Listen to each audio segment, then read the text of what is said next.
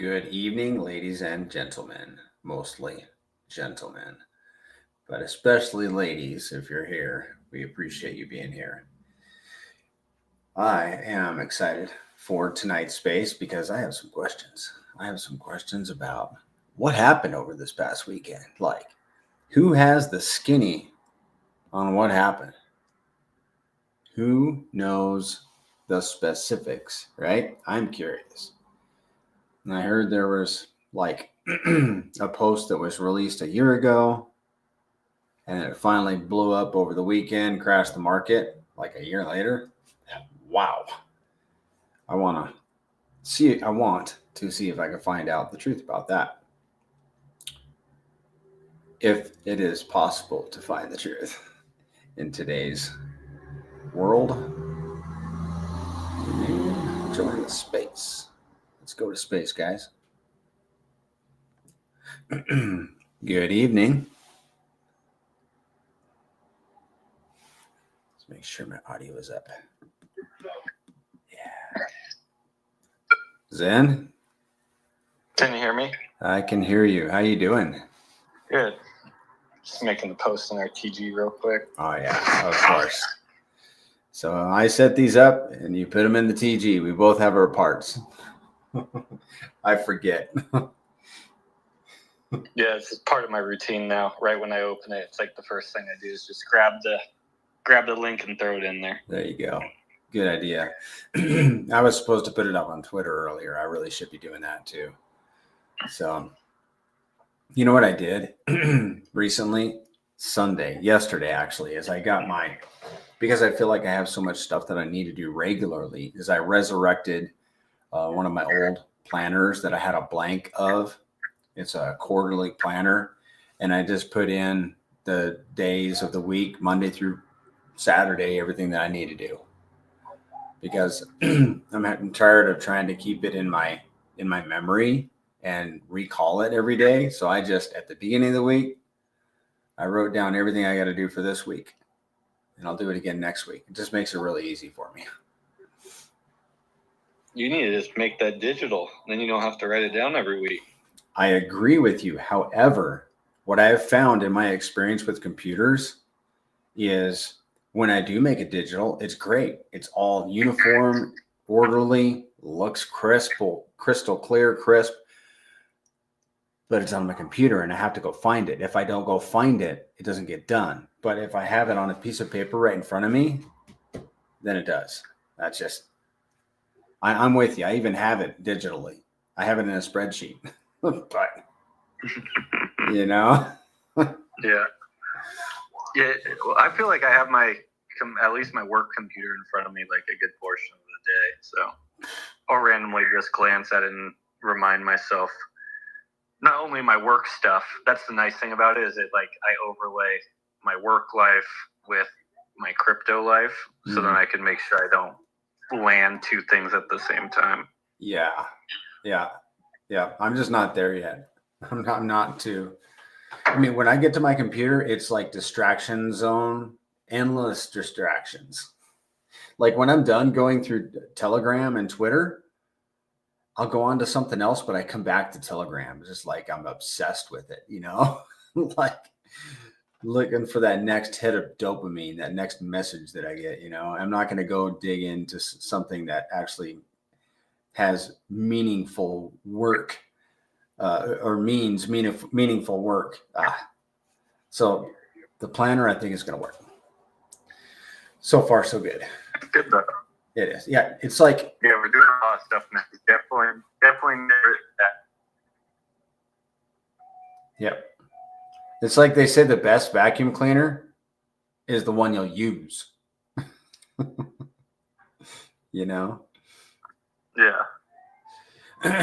Well, one thing I'd really like to get, I mean, unless you have something else, some burning topic you want to talk about, I would like to know what happened over the weekend. And I'm familiar with the scuttlebutt. That's a Navy term for, the rumor of what happened with Richard Hart. I heard that it also happened, not also happened, but that it happened a year ago and was made public. But then over the past weekend, it went viral or whatever and crashed the market. Is that what you heard? I just kind of want to unpack it and figure out what happened. Yeah, that's also what I heard.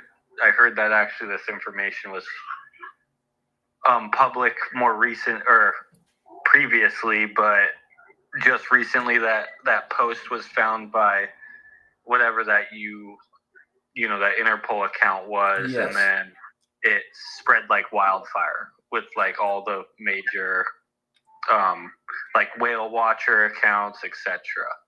Okay. So definitely strange it spread so heavily, right? Like that thing was getting posted by everyone, which, at a certain point, it's kind of, a lot of eyeballs are looking at Pulse Chain now. It's sometimes a good thing. If we move up from here, if everyone watched us get knocked down, but now everyone's watching if we get back up. And I feel like if we get back up, a lot of times when you get back up, people start to believe. And, I think we could make this thing into possibly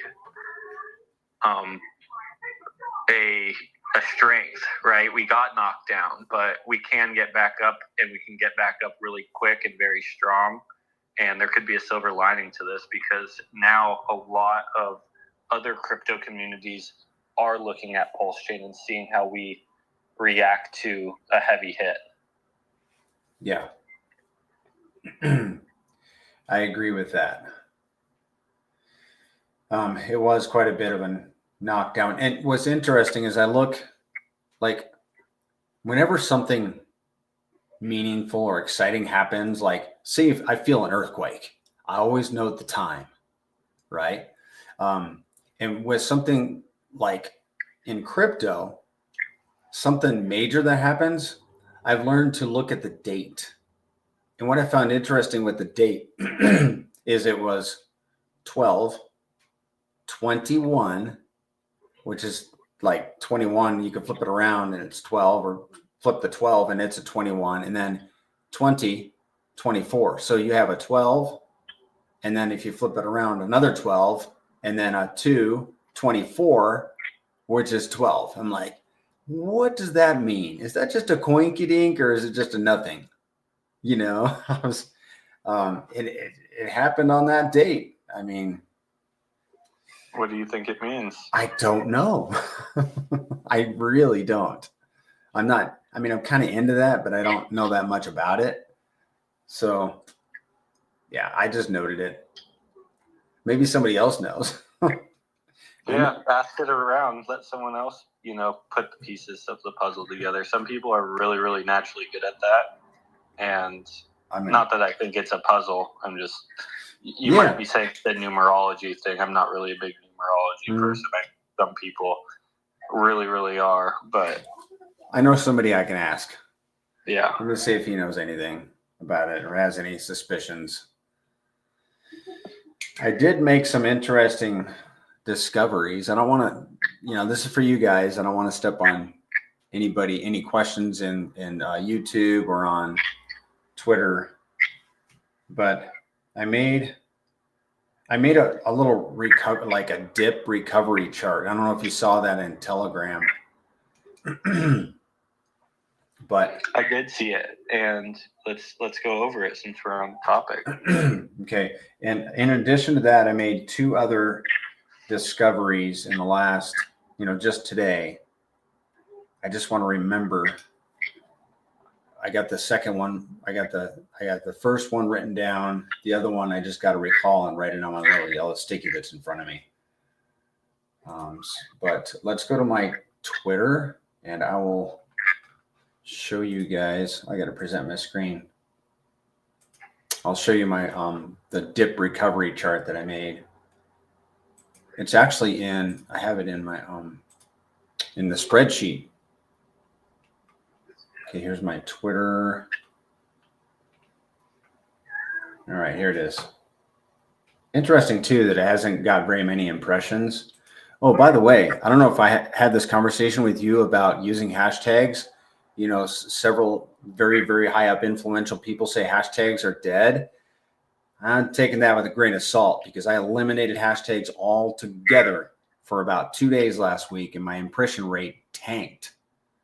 And I thought about it. I'm like, I think what they really mean is stop using so many of them. Use a couple. So I resumed using PTGC UFO, and my impression rate went back up today, with the exception of this one tweet. But I think it's because, and I might test this tomorrow, I think it's because I had PTGC and UFO buried down here. I'm not positive on that. I might repost this tomorrow just as a test to see if I can get more impressions, because it only has 237. A big reason I like the cash tag or the hashtag, so like the money sign is called the cash tag because it's kind of finance related or crypto related. I don't know if you knew that. You've told me before. I just forgot. Yeah. The reason I like using the cash tag or the hashtag is because it highlights the word. So when people are just skimming through Twitter and stuff like that, if you highlight like keywords in the topic, I feel like it kind of draws people's eyes to, if it's a PTDC post or a pulse chain post, they kind of can automatically know the topic of your post and then decide if they want to move or read it. That's it. And I think that's why this post here didn't get the impression rate that it should have, is because I put the cash tags at the bottom. It just didn't work. Yeah, so then people are maybe possibly scrolling by and being like, oh, I don't know what he's talking about at first glance, so I'm going to keep glancing. Exactly. So here it is, guys. I have it pulled up for the viewers on YouTube. Let's see if I can make it bigger. Okay, so we dipped. Everything dipped. PTDC, UFO, Pulse, PulseX, Hex, and Inc. all dipped. The Grays ecosystem dipped, and this is December 21st. It dipped 34%, which is greater than the RH ecosystem, Pulse, PulseX, Hex, and Inc., which dipped 28%. And I measured just the main candle bodies for this in the on the daily. So it's a 24-hour period, December 21st. PTDC and UFO dipped 6% more than the RH tickers. But in the recovery, PTGC and UFO recovered. This is the following day, December 22nd, yesterday. The recovery rate was 28%, and those RH tickers recovered 16%. So nearly a double over the RH tickers, which I found really interesting. Yeah, that is interesting. It's what I noticed when we dipped, there was a few people that were waiting for a dip, and they took action on it, which is super awesome to see. That the volatility of not only our ticker, but the volatility of this blockchain at sometimes is a curse, but in the right opportunity is a blessing as well, right? And I think the volatility of the chain in that exact moment from that piece of bad news coming out not only scared a few people, but possibly gave a few other people an opportunity that they were looking for, which is cool. Yeah. Yeah. I know. I'm familiar with I know a couple of them. I'm happy for them. Let's see. Enjoy Entertainment says, what a wild last few days. More bullish than ever after seeing the resilience of this ecosystem. Big lessons learned to have dry powder ready to go when the bridge gets slammed. Yeah, I echo that. Enjoy. Exactly. We should I've learned this over and over. Always have dry powder ready, because then this is not the last time we'll have a big dip like this in this cycle. It might not be as extreme. This one was rather dramatic, but this ecosystem is resilient. Yeah, one thing that I thought was fascinating about the crash is we got to see a very volatile moment on the ecosystem and a ton of volume on the ecosystem. Yeah. And we got to see how PTGC and UFO reacted to that volume and the volatility, where at one point, like that, a number that was catching my eye was like a 40% dip at one point. And we actually could see how our machine reacts to a 40% movement on the charts. And I was decently impressed with, the amount of volume that flooded through our web at that point. And, with PTGC, it added up to over $1 million in volume. And with UFO, it added up to over $2 million in volume. And one thing we have to keep in mind, that was during the dip. So all of our liquidity ultimately got almost cut in half. Right. So the arbitrage bots had to move half the amount of value to fix the pairs. I hadn't even thought of that. Yeah. So what happens when we get 40% moves, 50% moves to the upside? So when it's moving up, our liquidity pools are actually getting larger in the process, making it so the market makers need to move even more money. Or even a better question, what happens when these situations happen when Pulse Chain is revalued, let's say 10x higher? Well, if we have 10 times the amount of liquidity, even in a downwards direction, let's say it's another flash crash real quick, but we are revalued higher than we are currently, well, even with the liquidity pools getting halved, let's say it gets halved from 300 million to 150 million. Because when everything drops, your liquidity drops too, because everything in that liquidity is shrinking in price. Well, now the market makers need to move less money, but that less money is still 10 times higher than it is today. Wow. Which, in the situation, we had $3 million in volume. Well, if we were revalued 10x higher and that same situation happened, we would have had $30 million in volume roughly. Oh, wow. And if you, at the peak, I think we almost had $200,000 of value generated. Well, if or when we're revalued and situations happen like this, that would be $2 million of value generated. Yeah.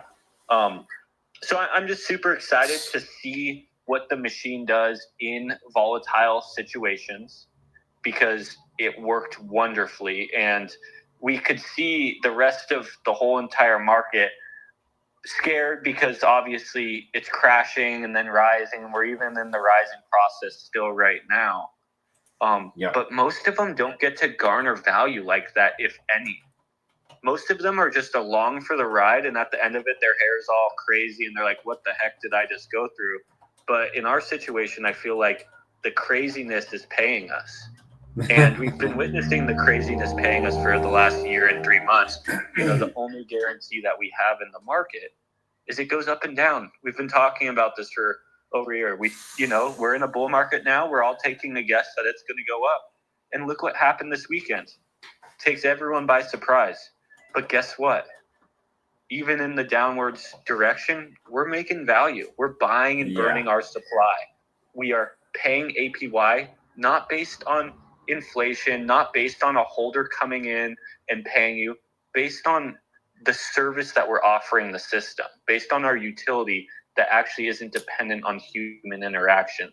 So when I saw those numbers, I was happy to see them, because I knew our liquidity got halved, which hurts, and it's making its way back up as everything we're connected to makes its way back up. But when it operates in a high level at low favorability, it's nice to see. Yeah. I was very excited to see the volume, and knowing that I don't know that there was a ton of people actually buying and selling PTDC. I don't know, but what I was picturing was all the arbitrage happening on just the tokens that were paired with, and because there was volatility all across those tokens, and it was coming back to PTDC, and that's what I was excited about, was seeing all of that come back into our and help our ecosystem and reward our holders. That was exciting.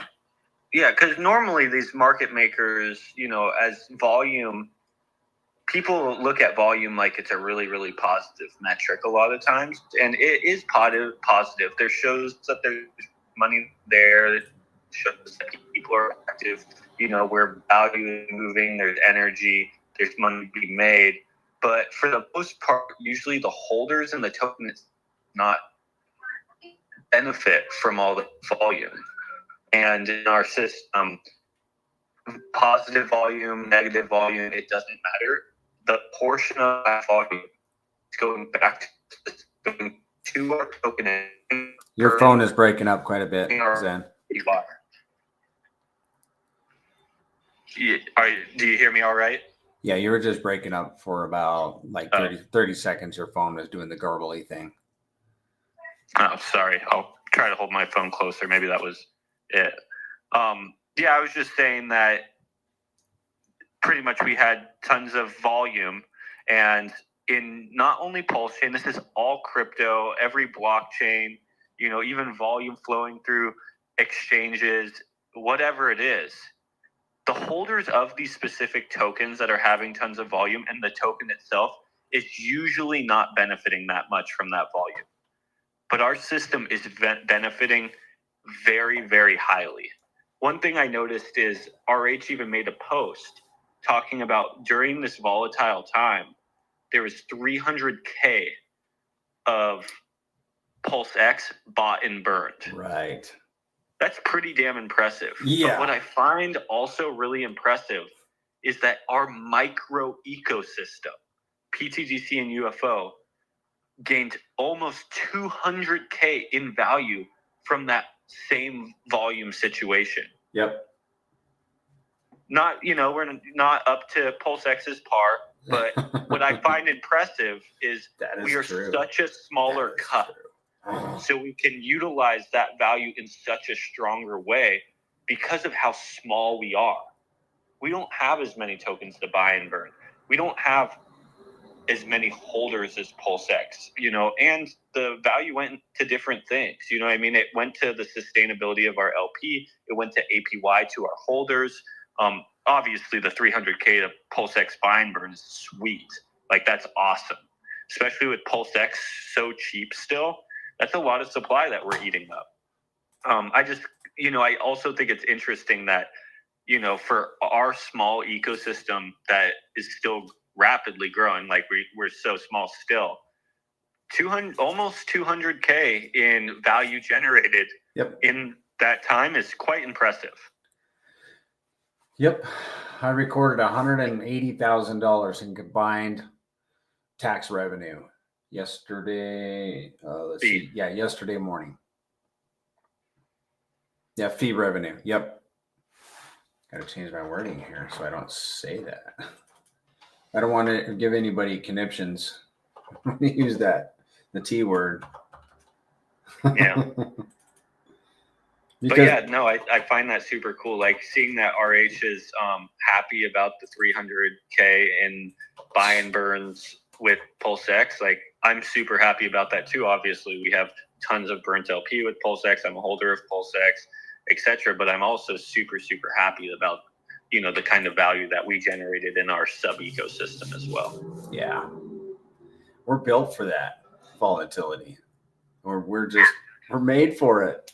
It's awesome. We get to leverage that volatility. It's the one thing we can count on in crypto is volatility. Yeah, it's, that it always goes back to the thing we talk about. It's like, we can't guarantee it's going up. We can't guarantee it's going down. You can't guarantee that you're going to get a bunch of new holders tomorrow. But what we can guarantee is the market's going to move up or down. And we do have systems in play to generate value off of that.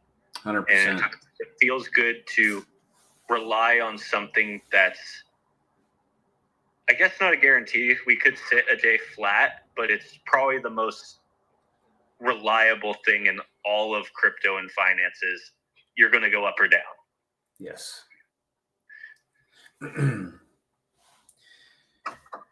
Yeah. Does anybody have any comments, or does anybody have any comments on what happened over the weekend? I'm curious to hear anybody's anybody else's input. I mean, it was literally, in my opinion, it's not something we're going to forget very soon. Almost like when RH said that Hex is now dead on Ethereum, everybody's chosen pulse chain.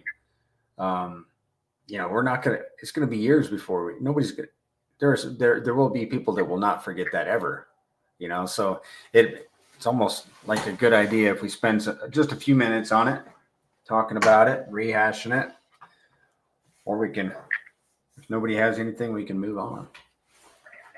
The day of the crash, I had one of my good friends. It was his daughter's fourth birthday party. Okay. And he's in PTGC and UFO, and so is his brother, and they were both there. And at the beginning of the birthday party, they're talking about how stoked they are. Oh, no. Midway through, it started going down a little bit, even right before. And they're like, oh, it's going down today. And then by that time, I was leaving, and I was going to go get food with my wife and stuff like that. And I swear, after 30 minutes I left, I had them blowing me up. I had a lot of my onboards blowing me up. Oh, really? Corner. Yeah. Oh. I had a busy couple hours, but it was just funny that I was just there with them, and they're stoked at the beginning. Towards the end, they were kind of looking at me what's going on? And then literally 30 minutes after I left, it was obviously taking more than they've ever seen before. So let me put you on the spot. Do you mind if I put you on the spot? Sure. So on a scale of 1 to 10, with 10 being the most concerned, 1 being least concerned, when all that was happening, where were you on that scale? And I'll tell you where I'll start by telling you where I was. I was at a 1.75. Why am I so specific? Because I first thought 1, and then but I dwelled on 2 a little bit longer, so I think I was a little closer to 2. 1.75 is where I was. So you weren't scared at all, or oh no? Is that? Well, 1 is not concerned at all. Yeah. 2 would be a little bit more concerned, and 10 is man, you're very, very concerned about what just happened with RH and everything that's happening. I was close to a 2. No, so you weren't concerned at all? Not really. Yes. Yeah, not really at all. What about you? I kind of get a weird feeling because I feel very, very attached to this community, and I want our whole entire community to win. And when there's stuff that is out of our community's control that really, really affect us, it concerns me of ways because, I decided to build here, but I wasn't concerned about that specific niche problem.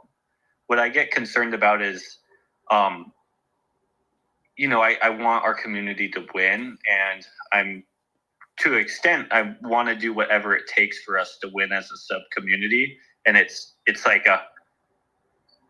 a slap in the face, not by, other communities. It's just it's a hard pill to swallow when something like that happens, right? When we've worked so hard to chug up to certain levels. I was getting excited about RH tokens finally starting to move with us after a year and a half, and it felt like we got a fast rewind on that.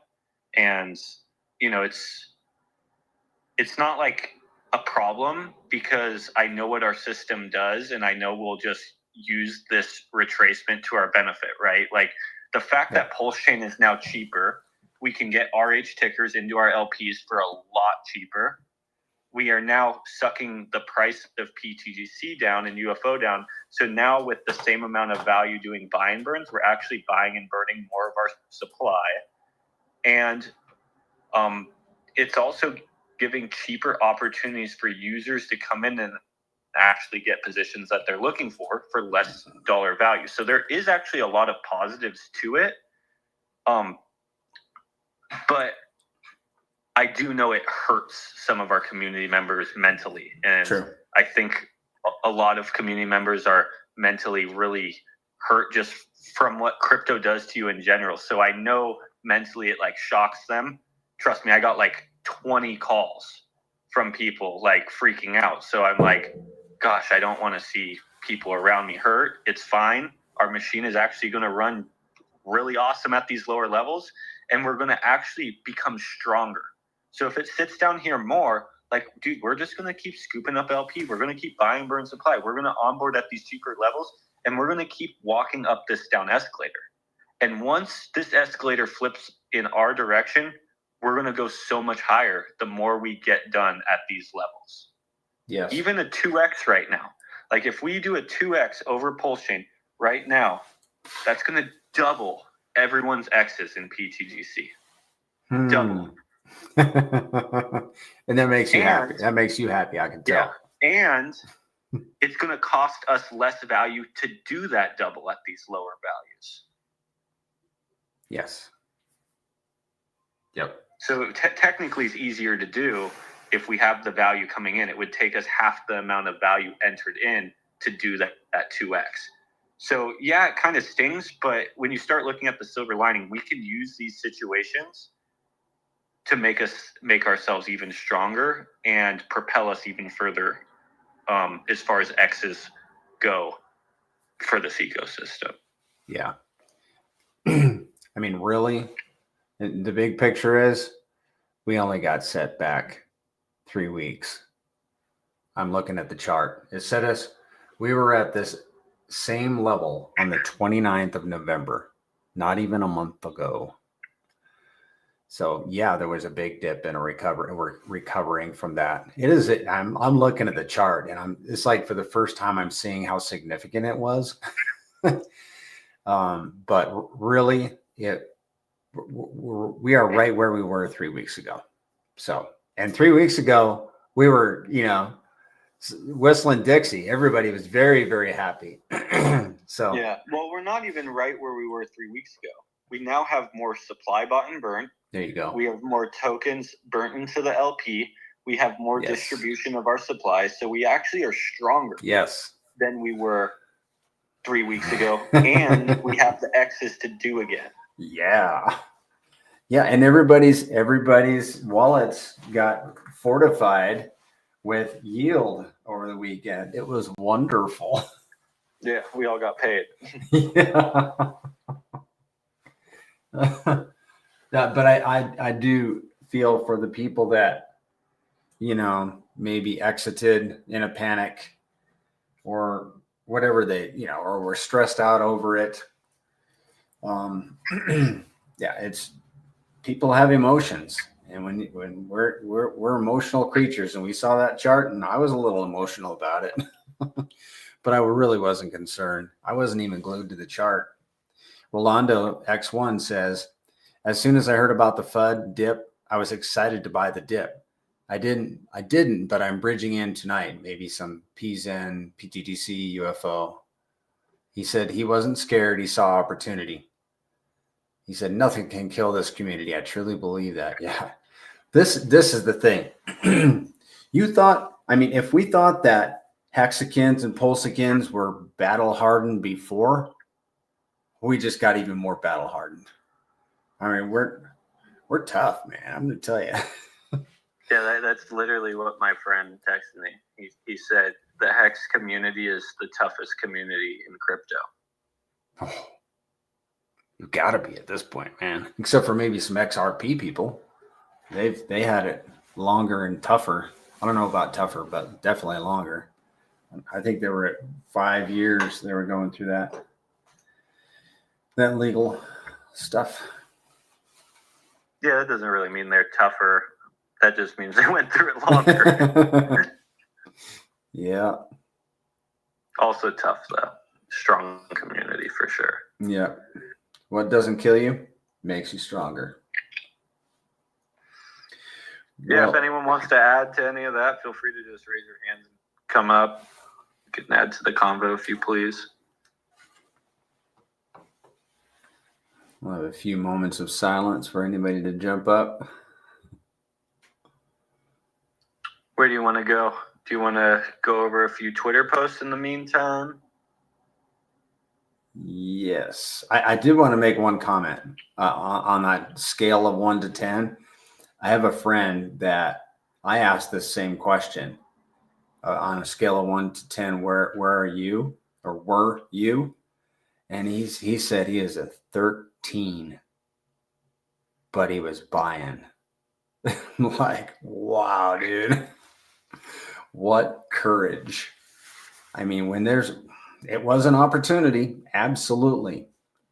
You know, if you buy blood and you buy fear, you're going to come out ahead. And I know there's a lot of people buying yesterday and Saturday evening, and they crushed it. I mean, they're already up. Let's see how much they're up. If you bought, let's see if you bought, I don't know what the time frame is here, but everybody's basically up 40%. Oh, I wouldn't say that. No? When the money finally started coming through the bridge, it created a spike on the chart that then got sold into. So what would you say what would you say the average percent that a person is up if they bought yesterday?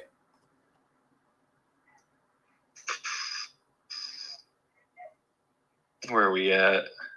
I mean, there's definitely people that I don't think are even up as of right now, but I'd say probably the majority of people up 10, 20%. Obviously, some people probably bought that dip perfectly and are up more than 50% or so. But yeah. In a perfect world, they would have been. Let me see. Measure from the bottom to the top.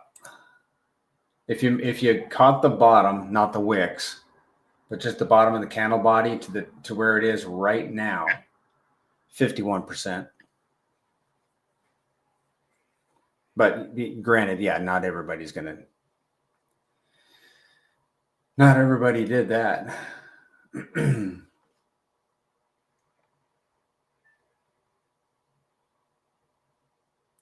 Sure, we can go over some tweets.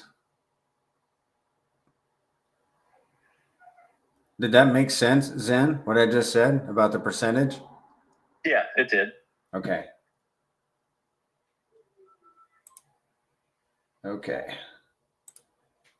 And then I want to talk about some discoveries that I made. I don't know. I just feel like I had a productive day today. Do you want to go over those first?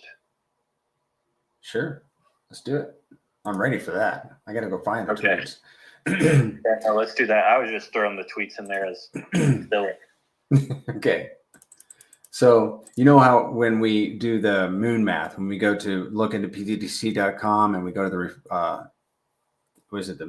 the reflections tab, and we can see what it forecasts a holder would earn in reflections, and then we double it or more than double to account for staking. Well, I have a real percentage now of what the staking earns above holding. Do you want to guess what it is? I'm going to give you a chance to guess it. I would guess 140%. You're very close. 36%. And this is how I did it.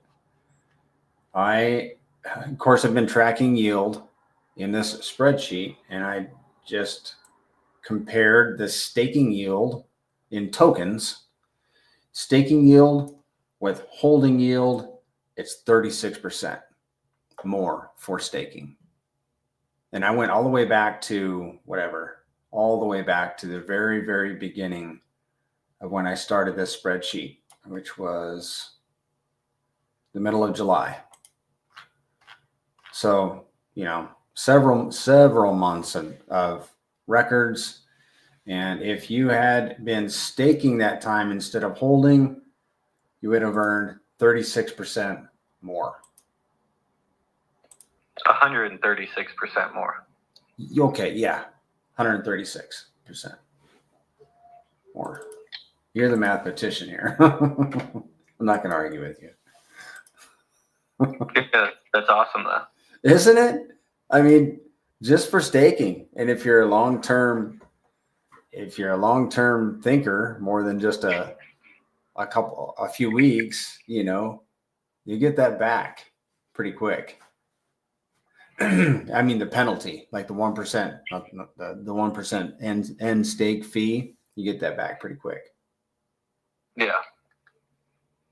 So yeah, that's good. So I'm glad we know the exact number now, because I feel like we get or now that we do the moon math all the time, we run into that constantly. Yes. So here's the thing too. Yes, you earn 136% more for staking, right? But if you take your holding yield, double that. How would you do that? Well, I'm fumbling the ball here trying to explain this. Yeah, you earn 136% more for staking. That's the bottom line. 136% more. That's pretty good, man. I'm glad I'm staked. Yeah, long term, if you're a long-term person, it's pretty much a no-brainer. You're not locked into any time periods, like permanently. You can exit at any time. Yeah, you might be down 1% if you exited too quick, but you know, the only way I'd say it wouldn't be worth it is if you're legitimately a trader and, you know, it got put into an oversold zone and you're like, ooh, I'm going to do a quick 1 week flip on this or 2 week flip on this. Yeah. Which, you know, those kind of people are welcome just as much. Absolutely. They have the fee in and out, just like everyone else. They add to the volume and add to the system. Okay. Yes. I want to get back to my other idea after we answer some questions in the chat. Steven says, last crypto cycle, I would have sold a lot of my positions. This time I didn't sell anything except for the useless fiat to buy more pulse chain cryptos. Good job, Steven. Hextra T-Shares asks, how does UFO complement PTGC? You want an answer or you want me to? The only answer I really have is that we call it an amplifier. UFO. We call UFO an amplifier. One of the ways that it amplifies is by burning PTGC. Beyond that, Zan, I really don't have an answer, but I know you do. Yeah. So with our system, the liquidity web is obviously a huge value generating system for us, and for our whole ecosystem. If it's APY for holders, buying burns, LP ads. And what I find so amazing about UFO is it's a whole farm that's ultimately built on top of the Grays ecosystem. And that farm is not using some other DEX. It's built on top of the PulseX DEX, which is awesome because it's also supporting the Richard Hart ecosystem at the same time. But what that does is it actually makes it so our own community can put up liquidity and not only earn PLS for themselves, but when they're earning PLS for themselves by backing their own tokens, adding value to their own tokens, they're also adding value to the whole ecosystem by buying, burning the UFO supply. And then how it complements PTGC wonderfully is buying and burning PTGC supply as well. And even in like this high volume weekend, I at one point looked at what it burnt of PTGC in the last 24 hours. And at one point it was 20K. So UFO is a farm where our community is actually putting up the liquidity to back the UFO token with RH tickers that they already had. But when they are supporting the UFO token, they're supporting themselves at the same time. So it's a symbiotic relationship because now they're paying themselves PLS yield for putting up this liquidity. They're farming this PLS yield, but then they're also supporting their PTGC tickers as well if they hold it. So I think that's a decent answer. But the example was just this weekend, we probably bought and burned with UFO's farm. So with our community putting up liquidity and not only supporting the UFO token price, but supporting PTGC as well, we bought and burned probably 30K of PTGC. 38,000. Okay, 38,000. Yeah. Mm-hmm. And PTDC burned 13,000. So we burned, what is that, $25,000 more PTDC, or a 3x. We burned UFO burned 3 times more PTDC than PTDC itself. Yeah. In the last, let's see. Oh, that's I'm sorry, that's in the last 7 days, I believe. I think that's in the last 7 days. It's been about that though, right? Banana, we've been tracking that data for pretty much since UFO launched, and UFO has consistently been buying and burning, not every day, but it's been pretty consistently buying and burning to 2 to 3 times the amount of PTGC than compared to PTGC buying and burning itself. Yep. Which is quite impressive. And then if you think about it, if it's buying and burning that much PTGC, it's also buying and burning that much UFO because it's both a 1%. And since UFO is currently cheaper in price than PTGC, it's actually buying and burning roughly 3 times the amount of supply of UFO compared to PTGC that it's burning. That's not including all the other things that are burning PTGC and PTGC burning PTGC itself. But if you just look at PTGC and UFO, since UFO is roughly 3 times cheaper and it's burning the same dollar amount, it's technically buying and burning 3 times more rapidly. Yes. From that one function, just the UFO function. Yes. I should get an average of what it has burned. But on December 8th, for one example, UFO burned 9.4 times more PTDC than PTDC itself. 9.4. Yeah. Go ahead. There are a few days sprinkled through my records where PTDC burned more than UFO, but they're very few. Yeah. One thing I find fascinating is the last time Pulse Chain went up and PTGC went up more, like that was like an old all-time high. And we always go back to this time period when Pulse Chain did like a 4 to 5x and PTGC did like a 40x, utilizing the X multiplier and hitting these all-time highs. This is back in March. At that point, there was pretty good volume and volatility going on. Our machine was kind of kicking into gear. We were kind of able to see how this machine could act in a somewhat favorable environment. But one thing that we don't know how it will react yet is the fact that we have this monster now called UFO working for PTGC also. And I'm super, super excited to see how PTGC can actually operate in this next push-up of Pulse Chain with UFO right there beside it, buying and burning the heck out of PTGC during the next round. It's going to be really interesting. Because we haven't gotten to see it yet. That's like the one thing I haven't gotten to fully see yet is we've seen what happened, how PTGC reacted when Pulse Chain went up, but we haven't gotten to see how PTGC reacted when Pulse Chain goes up with the bonus of UFO. Yeah. And I'm excited to see how UFO does because UFO has this monster of liquidity with RH tickers. So I think UFO will do amazing as well. Yeah. Let's see. Daddy Hexler says, when you say keep dry powder, how are you doing so? Keeping wet that's bridged in? I think that would work. Yeah, I think some people keep stables on standby. Some people keep bridged in WETH on standby. Personally, I didn't have any dry powder on standby. I bridged in some funds, but I'm someone that got stuck in the bridge, so I didn't get to take advantage of it as probably good as some of the people who did have some dry powder on chain.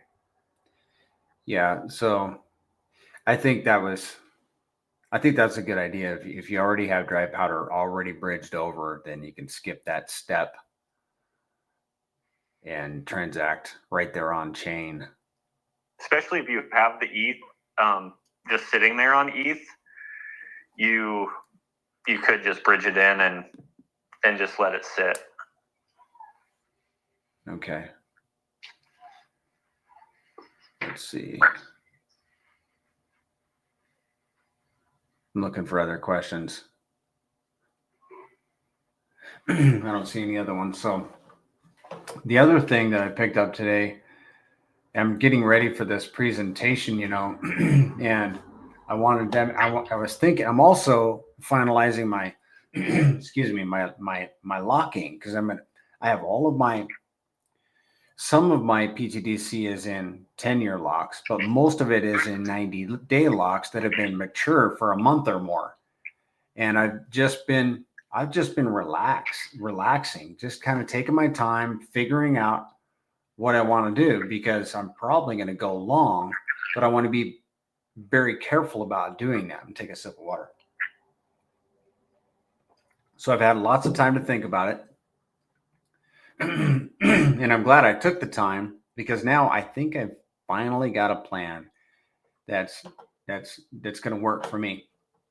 And in figuring out this plan, I had some ideas about, I'm trying to garner as much of the rewards as I can, the early unlock rewards, because when you lock PTDC, the reward is that when people early unlock, they pay that 30% penalty, and it goes to all the lockers. So, and I want to garner as much of that as I can. So I did this little experiment, and I'll be honest, I used ChatGPT. So you guys, if you want to look into this, you should fact check it. I haven't yet, but I'm just going, I think it looks right, looks correct. But let's say, for example, you were to lock 90% of your PTDC for 10 years and 10% in a 9-year ladder. And I call it a 9-year ladder because I don't need to do 10 different years, because I would go straight to that. This is how I would do it. I would go straight to 366 days, and that would be my 1-year locks. And then I'd go all the way up to 1 day over 9 years. And so that would be 9 different locks. So if you did that, 90% of your PTDC in a 10-year lock and 10% in 9-year ladders, your total rewards would be 97.75%. Does that make sense, Zen? Yeah, it does. Okay. So then, and then I have it graduated all the way from 90% in a 10-year lock, 10% ladder.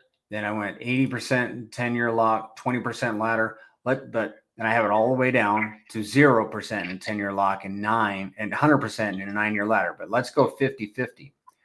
If you did 50%, if you put 50% in PTDC in a 10-year lock and 50% in a 9-year ladder, total rewards, 88.75%. That sounds pretty good to me. I mean, that's pretty close to 89%. That's almost an A on a grading scale.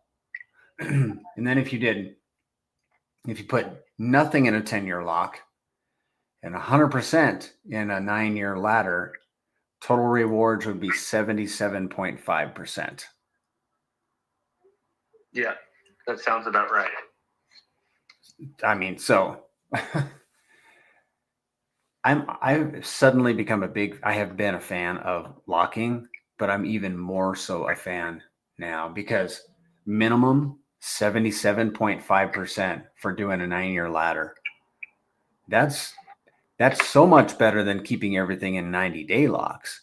In a 90-day lock, you're keeping 55%, which is a full 22% less.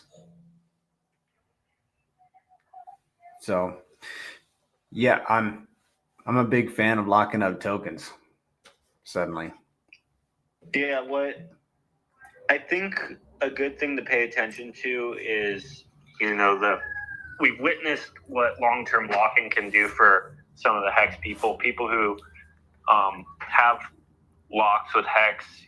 The ones who have structured them properly have done very, very well. People who have not structured them too well have kind of shot themselves in the foot. What I've noticed with a lot of the hexicans that created really well thought out ladders, and they locked a good portion of their tokens out 5555, but they made sure that they always had some form of passive income constantly coming out or flowing through their system, or like you said, a ladder where you have a new flow of money coming out every year just in case.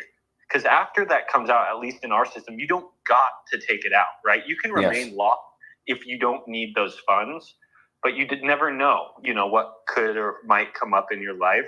So I think it's good to always plan for, hey, I'm going to set a portion of this for the future, because if the system becomes as great as obviously we believe it will, and how great we believe Pulse Chain will become, then that's going to be awesome, right? Like, you're going to be sitting sweet with that 10-year lock. But especially because all the APYs, you can claim it at any time right to your wallet. It doesn't claim into the lock. So your rewards are constantly accessible. But also, if you take away the fact that your rewards are accessible, you do want a ladder at play. So as you go through time, there is portions of it coming out. And this is no financial advice. I've just seen a lot of hexicans do this, and it seems to work really well for them. And I've seen a lot of other hexicans not do this. One, for an example, the person who got me into hex, a day one hex person, had no hex staked, and he had hex staked like 10 years. And then he went through his hex that he had liquid, and all he had left was his hex staked for years, and that was it. You know what I mean? And he had no more ladders coming out or anything like that as little bonuses at the end of the year, whatever you want to call it, right? Yeah. Where he could at least access the APY, which we're not in that situation where we need to access our APY by locks coming out.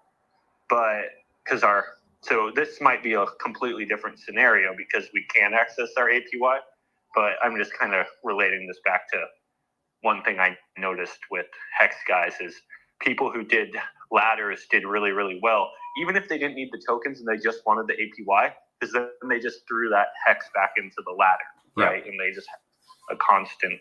Yep. Really, it's all about the passive with systems like this. Yes. Yeah, I'm 100% after that passive. And so what I'm going to do, I'm probably going to do this top one here, 90% in a 10-year lock, 10% in a 9-year ladder, because I want the max. This actually isn't the max rewards. Max rewards would be everything in a 10-year lock. I'm not doing that. No, I think that's smart, Banana. I think it's good to have a portion of your portfolio as a ladder. I've got it. I agree. I like it. It's taken me a long time to figure this out, but basically. And that's not my opinion. That's just, Sure. Let's just look at, I don't want to give my opinion out there. I'm just saying that it seemed to work well for people who've done that with somewhat similar products, right? Learn from them. Yeah.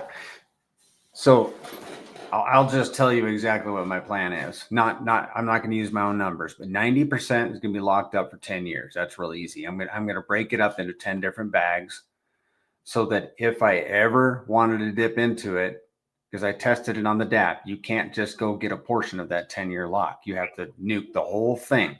So I'm going to break it up into 10 different bags.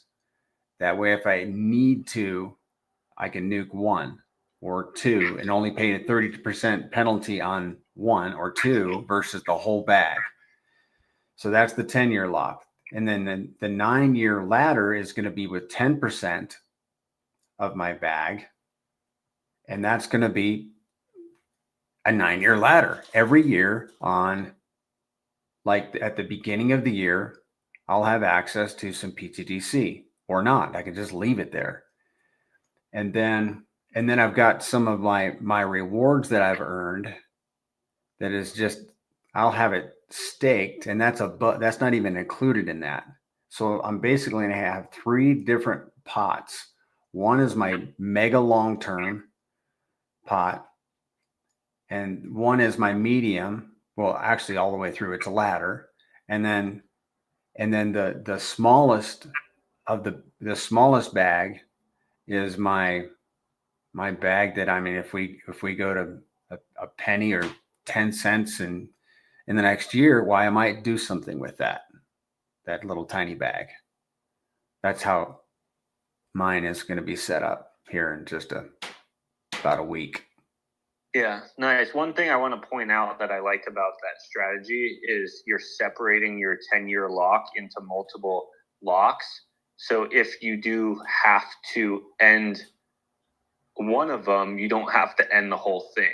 So you're only risking, in that situation, technically 3% of your bag there instead you of 30. Yes. Super cool. Yeah, you said it. Yeah, 3%.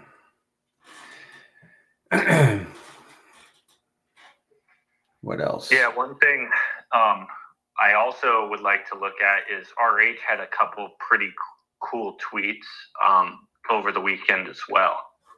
We should look at those. Okay. Let's go. One in particular was talking about this flash crash on Bitcoin, and pretty much 3 months after the crash, Bitcoin, I think he was saying, was up 8x or something like that.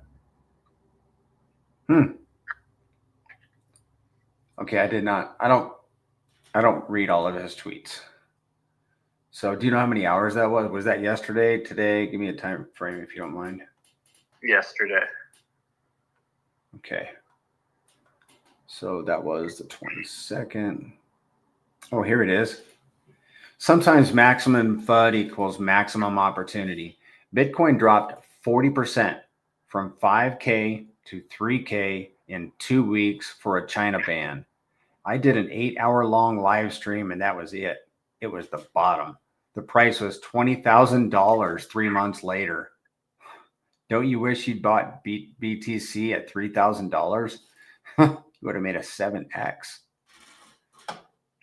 Yeah. True that.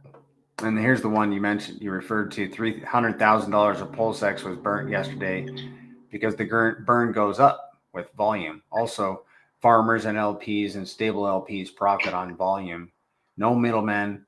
Software that you download and execute from the comfort of your home. Anything else on RH? On RH's page? I might as well, just since we're here, go to the tweet that he made right when the news came out. I found that tweet very interesting too. Yeah, good idea. That was the 21st. Yeah. Is this the one where he says, I am safe or something like my that? whole life I've been preparing for the future? That one? Yeah, that's it. It's got to be it. Doesn't it? Let me see. I think so, yeah. Yeah, that's it. He says, my whole life I've been preparing for the future, anticipating it, creating it. I've never been safer, and I'm excited for the future. The Honorable Justice in SEC versus me should have her ruling out soon. Donald Trump will be in office soon. PulseX, PulseChain, Hex, Inc. are all functioning wonderfully. This makes some entities mad, but there's literally nothing they can do about it except to be mad. It feels great to be wanted. Nothing can stop an idea whose time has come.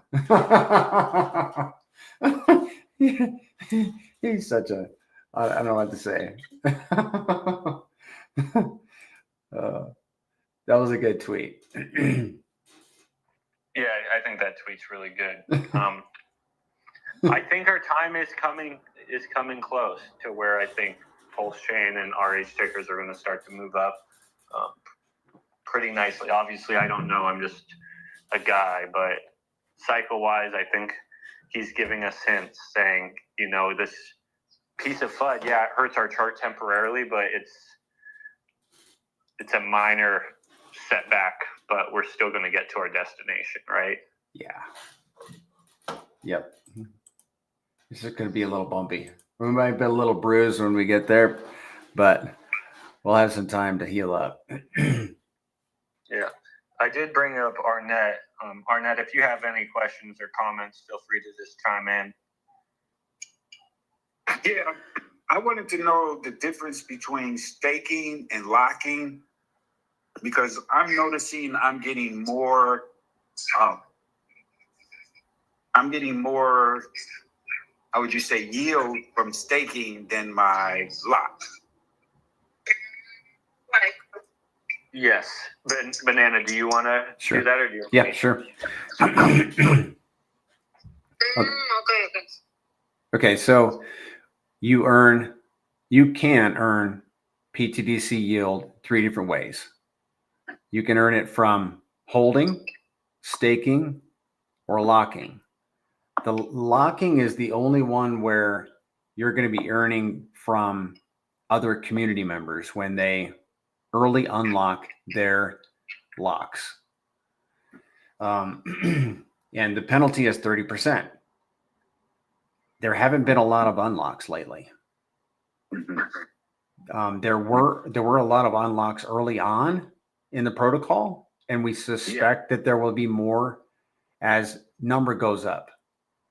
But even in this recent volatility that we had last weekend, there was like one small unlock. The big unlocks happen very sporadically.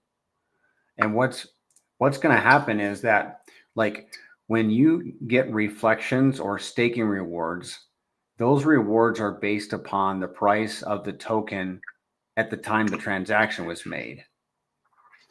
Sure. When we go up as we go up in the cycle, the locking rewards will have more meaning because they won't be based on price like reflections and staking rewards. They'll be based on quantity. Okay. Quantity of tokens. So that's one of the reasons I'm building the staking ladder that I'm building, is I'm betting that I can get a larger quantity of tokens in due time. It might be a number of years before, it's actually, I mean, did you follow that? Yep. I'm following. Cool. You got any questions about it? No. Makes sense. I was like, is there how would you say, a scan where we can go to see, when people have locks coming out on a graph? There is. I thought I'd seen it somewhere. There is. It comes with a price.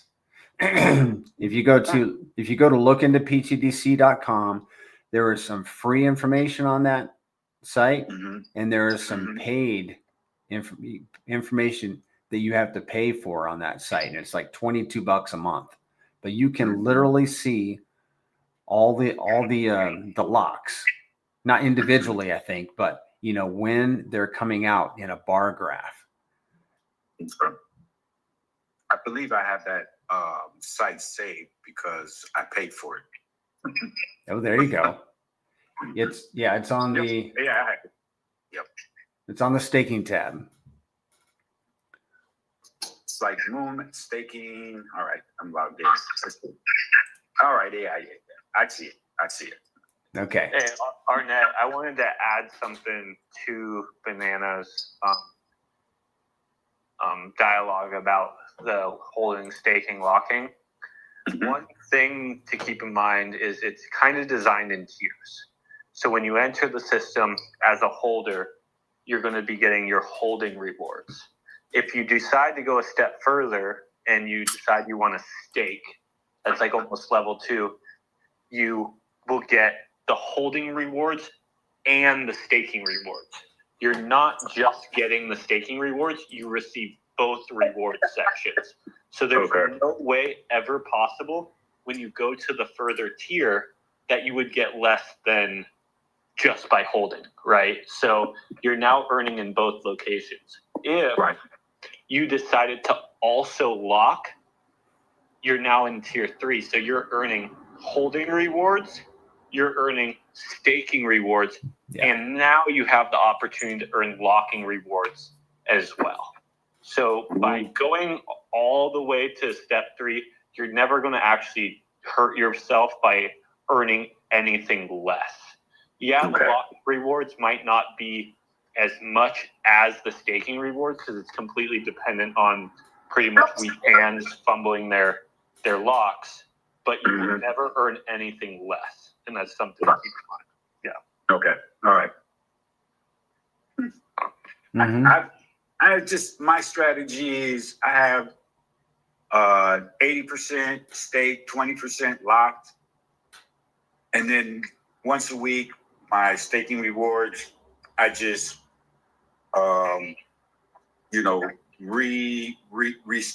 restake my rewards and just try to grow the bag that way. Yeah, that's awesome. It's good that everybody have a plan, that you have a plan, and I mean, you got to have a plan. I mean, you can just hold the tokens, but then when adversity comes, if you don't have a plan, you're going to be tempted to make a mistake. Right. Right.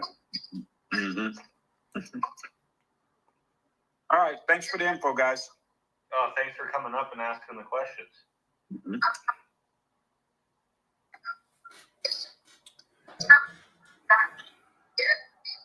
Banana, we could possibly just hop over to maybe my Twitter and the main Twitter account, read through those real quick, and after that we could do a quick moon math just to wrap it up. If anyone has any questions, this would be a good time to come up and ask them, or if you want to add to the conversation, because this is kind of when we start to run into the last couple segments. Yes. Rolando raises a good point. An update. Gwei is low right now at 9. So that's a good tip there if anybody's looking to bridge in. On to Twitter. You posted 11 hours ago, just obliterated the previous all-time high against Pulse Chain. If you like Pulse, then it seems to be clear so far that it's better to hold it inside of the performance-enhancing graze mechanics. Holders of PTGC are making way more Pulse and earning APY at the same time in a hyper deflationary blue chip asset. The numbers don't lie. And we did. We reached a new all-time high against Pulse yesterday. Today. And today. Okay. Yeah, it's funny. We went this whole time talking about all our highlights, and we completely forgot to talk about that. We're at pretty much all-time high in Pulse right now. Yeah. It just blows my mind, man. How do you take a hit that hard, that large, and then recover so magnificently? I love it. We're winning so hard over here. It's wonderful. And let's see, this one 12 hours ago. The numbers don't lie. The Graze machines aren't like anything on Pulse Chain. Oh, that was a repost of another post.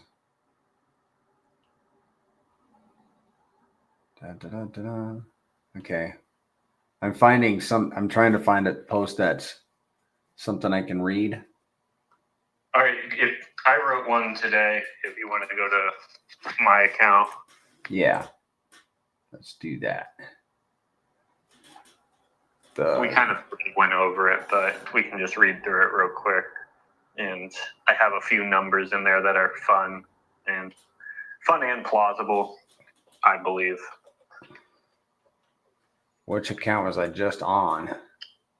You're probably on the Pulse TGC account. Okay. Yeah, I think so. I would like to go to the Doug Gray 369 is my account. Okay. Yeah, I get them mixed up. A value generating machine from a few hours ago? Yeah.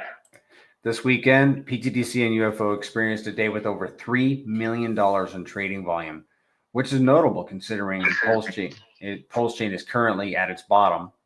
Looking ahead, it's plausible to consider if daily volumes of $5 million, $10, $25, or even $50 million could be achieved in the future. If these volumes can be maintained for a year, what would the annual value generation be for this system? At $5 million volume per day, daily value generated, $250,000. Annual value generated, $91 million. Let's skip to 50 million. 50 million in volume per day, daily value generated, $2.5 million. Annual value generated, $912 million, almost $1 billion. That'd be amazing. We'd have to maintain $50 million of volume a day, though. These projections are closer to reality than many might think. A $50 million volume day is only 16 times greater than the $3 million achieved this weekend. Consider what such volumes could mean for APY, token buybacks and burns, and liquidity pool additions on Pulse Chain, which is currently undervalued. Yeah.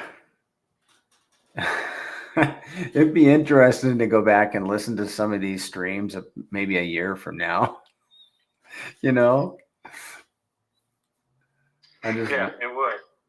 You know, a lot of these things like that, for an example, is a little bit, you know, we have plenty of X's that we can do on our own, but also with some help of Pulse Chain, these simulations become reality very, very easily. Mm-hmm. That example that I just gave was a 16x. I know. If only do you believe Pulse Chain could do a 16x, well, then you believe those $50 million days are actually reality. Obviously, that's a highly volatile day that we're talking about. So that might not be the average every day.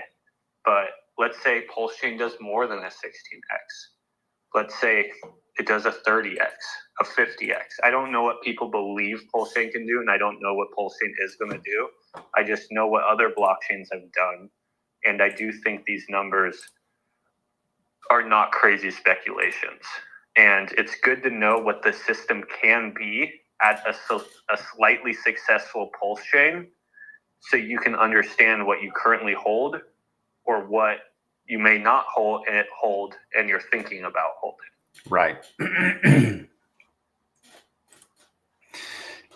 Yep. Well, let's do some moon math. We're going to go into advanced mode. You want to do PTGC or UFO? And which pair? We'll do PTGC since we know that 135% number. Okay. With PLS? Yeah. Okay. Somebody was asking, I think it was on YouTube, they asked if you could just go over the X factor real quick and go just a little deeper, just a little more explanation than I give. Yeah.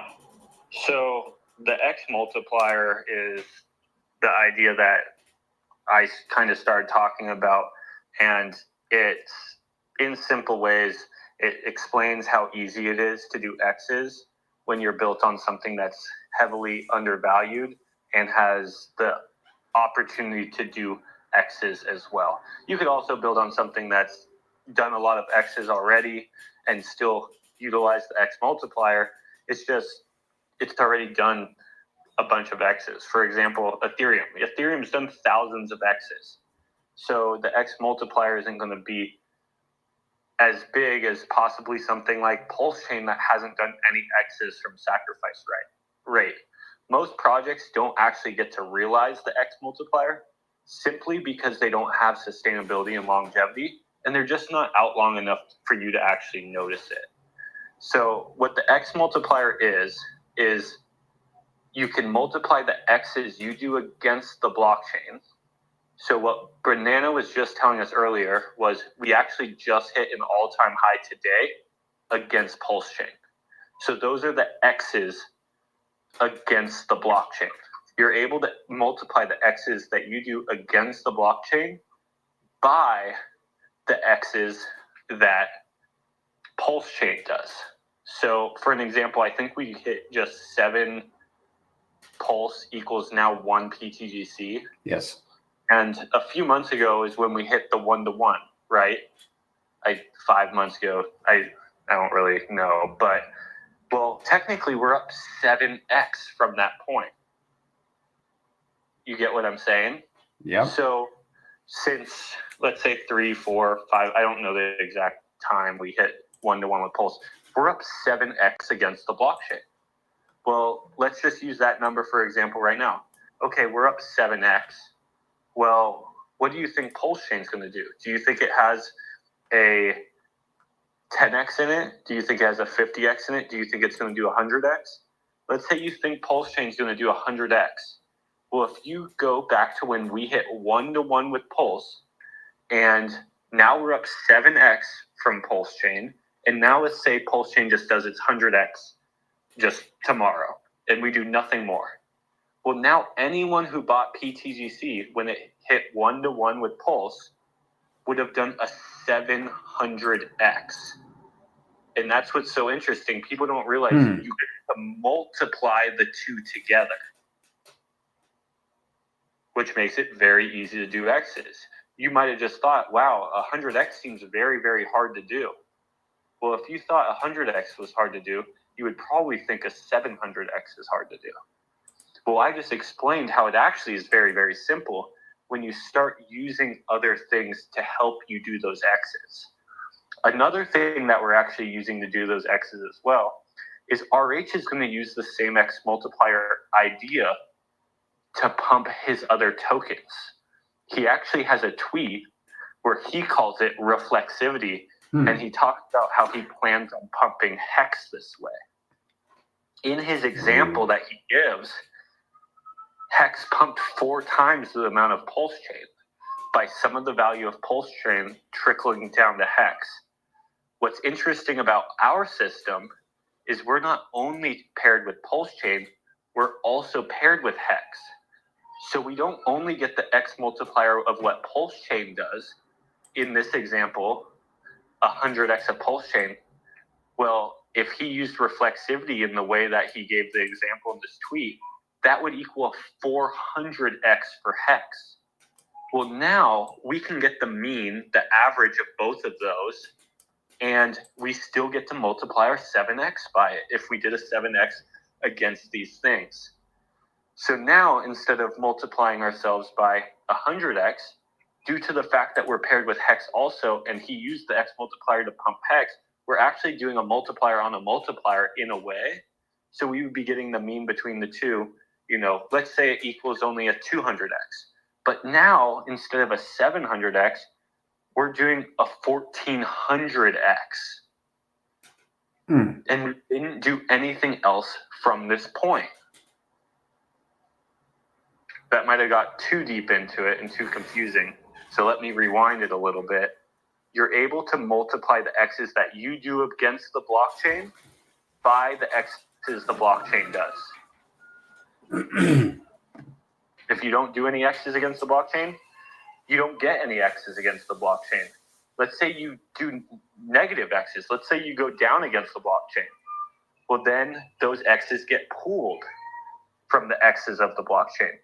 This is most tokens. Most tokens actually don't outperform the blockchain for a long period of time. Yeah, they do for a quick period. You know, they have their little cycle, but then they fall down and the blockchain just outperforms them forever after that point.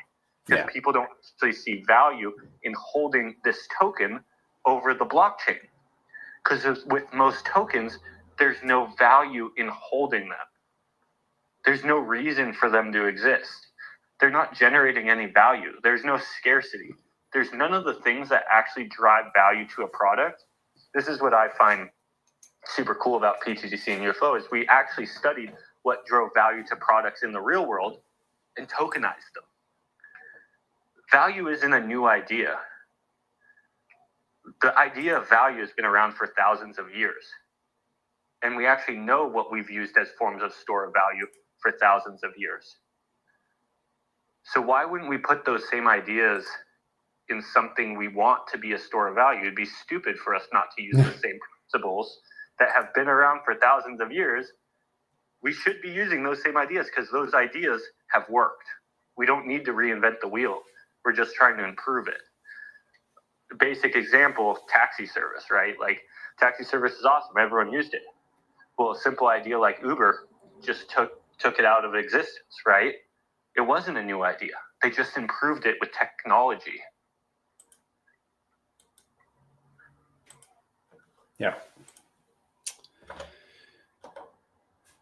Sorry, just making some notes. So, whoever asked the question, let us know if that was an okay description.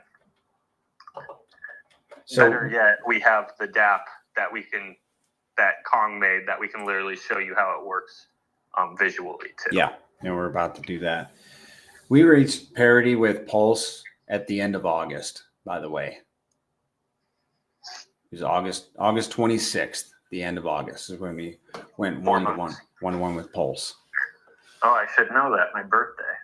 I Okay. remember now. Oh, Hit parity on my birthday. yeah. Wow. What a nice gift. I remember it now. Now that we said it. There you go. Yeah. Cool. All right. So the X factor, let's do an X factor of 2.5. So we're guessing that PTDC is going to move against Pulse by a factor of 2.5 X's. Then what do you want to do for a target price on Pulse? I usually just do an X number, but we could do 0.001. Okay. What would that be? Like a I think that's 12X, 14X or something like that. I'm not sure, but let's see where that'll put UFO. We should figure that out. 0.001 divided up by. It'll tell you. It'll tell you once you put all this in. Oh, okay. Yeah, let's see. I think that is a 14X. Where does it tell you? When you scroll down, it starts to feed you what the X's are. It should. Yeah, I see the base PTDC in X's and then the final PTDC in X's. Okay. I don't see it in Pulse, but I think it's a 14X. 14X in Pulse with an X factor of 2.5 puts PTDC at 1.7 pennies or 44 X's from where it is right now. I want to do 100X. 100X on Pulse. Wants to undo my calculate. That would put it at a 70. Hold up. Oh, I put $100 Pulse. 100X on Pulse with an X factor of 2.5 puts PTDC at 10 cents. 250X from where it is right now. Gets me excited every time I see it. But what I really like too are the reflections. I like to see the passive. You know, that's what I really like. I love number go up. I like to see the value of my bag increase. But what I'm really after is that passive income because I don't want to eat into my principal. You know, did you see the illustration I did yesterday with the pistachios? I came in the middle of it, and it seemed like you already started the illustration, so I missed it. Okay. And you don't see me on YouTube, do you? Right now, no. Yeah. Okay. Well, you'll just have to jump on my AMA on Thursday, Zen, and watch the pistachio illustration. I'm AMAing on Thursday. You AMA on Wednesday. No. I'm going after you on Thursday because because I don't want to do it on. I mean, I can do it on Wednesday, but I don't know that anybody would show up, and I don't want to be the weirdo that. Oh yeah, it's Christmas. Yeah, work. Yeah. Yeah. Okay, sounds good. Oh, sorry, I'm not laughing at you, man. No, I didn't know we were switching it. I thought you were just mixing up our days. Oh no, yeah. For a second, I was like, oh, he's pushing me to Wednesday now. You want me to Christmas. No, yeah. So we just finally get into this routine, and then we have back-to-back federal holidays, big ones. So we'll get back on track. Like it'll be our New Year's resolution for 2025 to get back on track. Okay, so I'm not getting off track. You're the one getting off track. You're right. Yeah. Okay, so reflection and analytics. Well, you should jump on and see my pistachio illustration. I'm pretty proud of it, obviously. No, I will be there. I can always clip it for you, dude. No, I'll be there. I almost was there. I came in the middle of it, so I missed the beginning half. Okay. Yeah. And I was so excited. I did my illustration right at the beginning. I'm going to save it for the end this time because I think it has more impact there. Anyhow, so the reflection analytics for PTGC, we're in experimental mode. I got to get my wallet address. Oh, I'm just going to use the demo address. And then we're going to calculate yields. I love this part. Let's just go to $25 million in volume per day. So this is a 24-hour period. And annual return would be 86%. So that's pretty juicy APY, and that's reflections only. So multiply that by 1.36, 86 times 1.36, and you get, sorry, 86 times 1.36, 117. That doesn't sound right. And then you have to add the two together. Okay. Plus 86. Yeah. 203%. Yeah. 203% APY at $25 million in volume for a day. So this wallet is a shark, which is $460,000 of PTD. Oh, he has 1.2 billion PTDC. So he has $460,000 of PTDC. And his yearly yield would be $390,000 at $25 million a day in volume. $390,000. And that's only reflections. So it would be like almost $900,000. Whoa. And is that real? Yeah. And do you remember how much that was in value generated from the machine at that number? It was almost $500 million. Yeah. Yeah. So obviously a portion of that would be rewards to all these players. But then the other portion of that $500 million is buy and burns. Mm-hmm. For both PTGC and UFO. If we're on UFO, or are you on PTGC or UFO? PTGC. Okay, so it'd be buy and burns for PTGC, LP ads for PTGC, and DAO funds, which would be insane. Yeah. Wow. That gets me really excited, man. $390,000 a year in reflections only. All right, let's go down to the dolphin position, which right now is $11,000. That would be $10,000 a year in reflections only. So double that and add 36%. So it would be about $23,000 for, if you included reflections and staking, $23,000 for $11,000 bag right now. And a squid, you could just cut that by divide that by 10. And that's what a squid would earn. Let's do UFO. Same address. $25,000 in volume. I can't handle any more than $25 million in volume. That's 335% APY. And this is a shark position. He holds 1.16 billion UFO. His APY would be 328%. Annual yield $195,000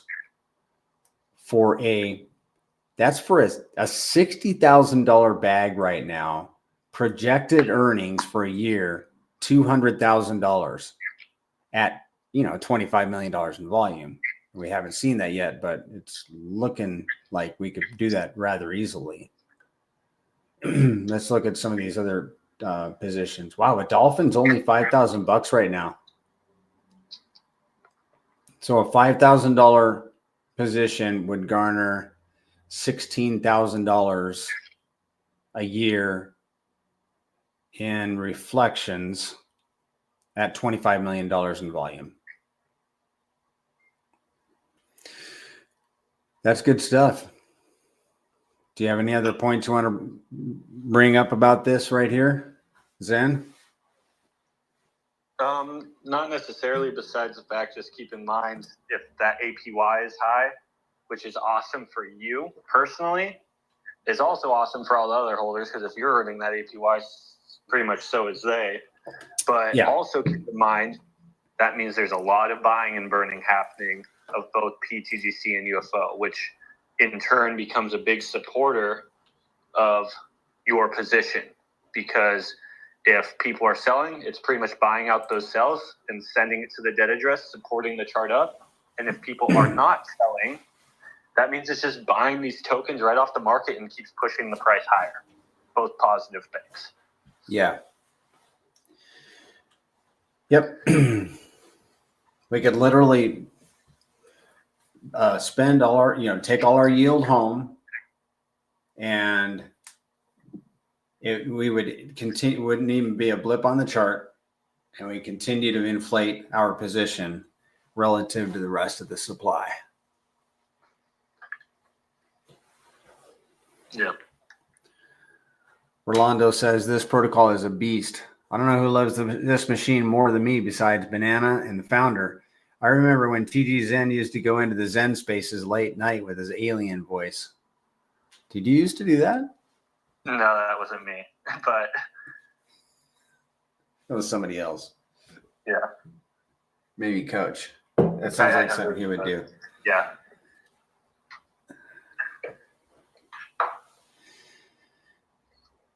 All right, ladies and gentlemen, Zen. I think that's a good call on the point.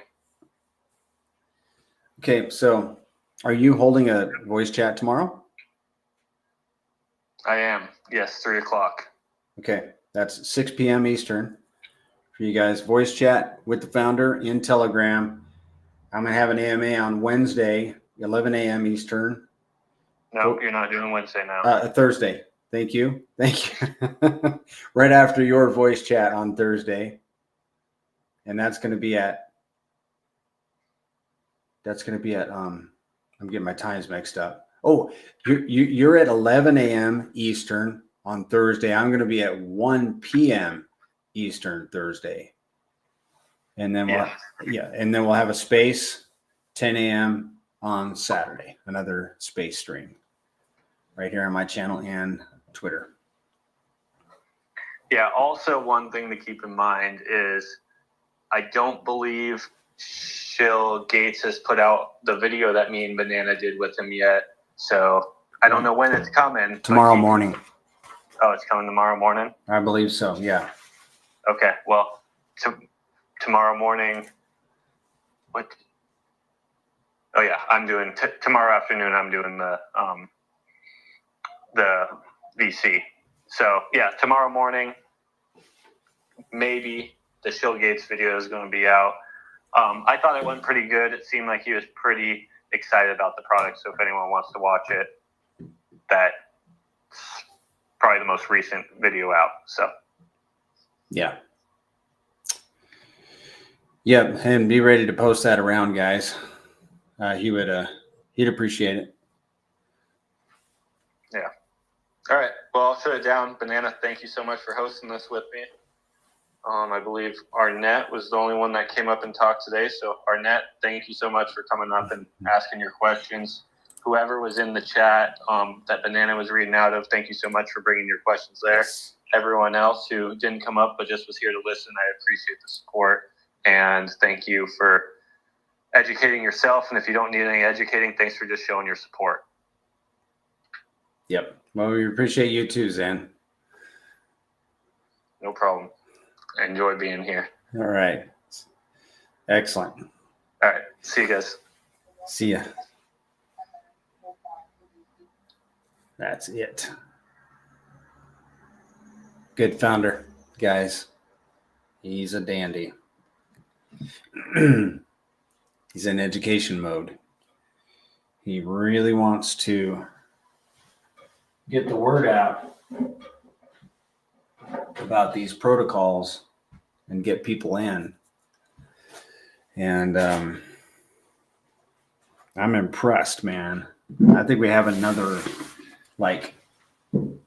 kind of Richard Hart on our hands. Is there another founder? Tell me of another founder that is more active in his community, for his community, reaching out to the rest of Pulse Chain and crypto in general. I mean, who else is doing this? I don't know of any other ecosystem or founder that's doing so much. And I think we're going to reap from what we've been.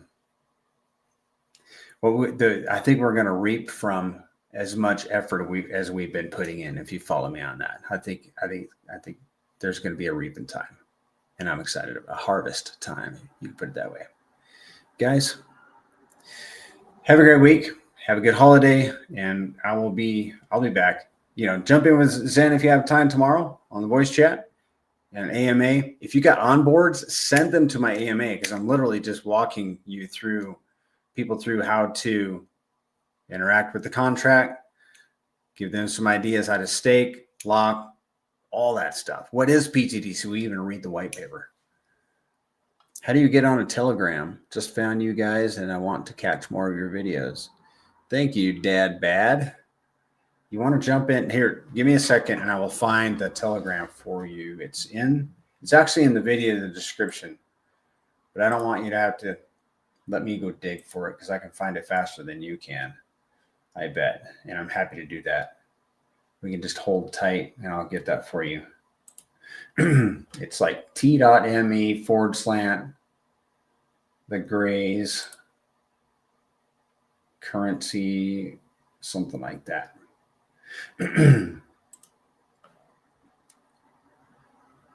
Telegram. Oh, here's the actual link. And I don't know, can you pick up links in the comments? I don't think you can. Who was that guy, and how do I follow him? Zen. How do I find more content? Okay, you want to go to, you want to follow. Here, I'm just going to pop my screen up. You want to follow these accounts. You got a pen and paper? Can you see my screen? You can't see my screen. Give me a second. I got to get to the correct screen.